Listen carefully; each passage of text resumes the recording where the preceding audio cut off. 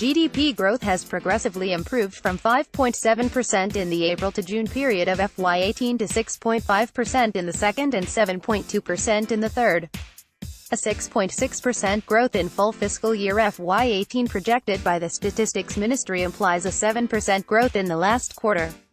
Despite the disruptions that followed India's single biggest tax reform in 70 years of independence, revenue receipts did not fall far below the targeted monthly average in the first year, while the annual shortfall for the union and many state governments was largely due to an accounting issue.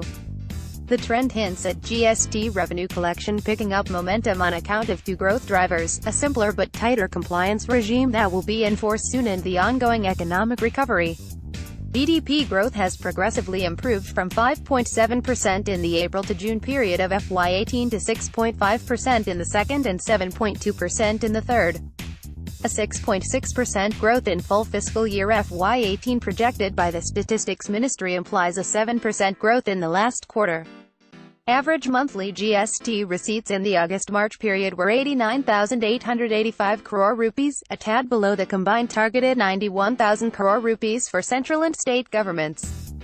For the 9 months since GST was rolled out on the 1st of July, the combined target was 8.2 trillion rupees, but has netted 7.41 trillion rupees as central and state GST collections for the sales in March got spilled over to April, an accounting effect in the year of implementation.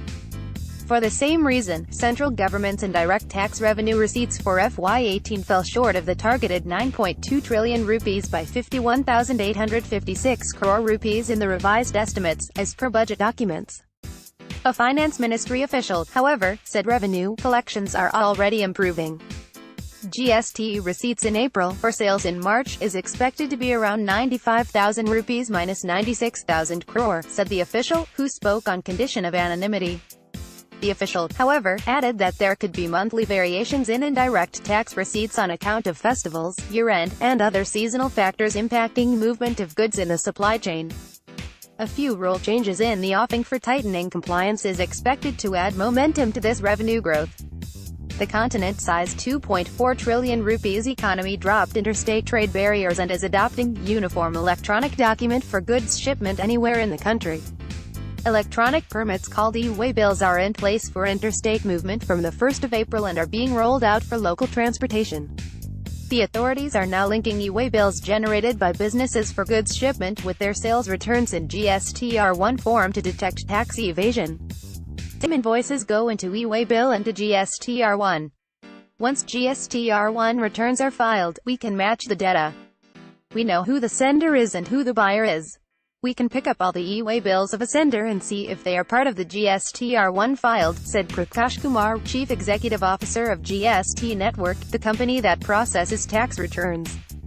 Although taxpayers can opt for automatically filling their e-waybill details in GST-R1, many are yet to opt for it. The increasing linkage between direct and indirect tax return filings is also expected to check tax evasion. The income tax return forms for assessment year 2018-19 mandate small businesses to quote their GST identification numbers, GSTIN. Everyone opting for presumptive taxation scheme under income tax law will have to provide their GSTIN and details of turnover reported under GST, as the government seeks to check tax evasion among small businesses. Under presumptive tax scheme, businesses with a turnover of less than 2 crore rupees need not maintain books of accounts and instead pay income tax on the basis of a certain percentage of their turnover.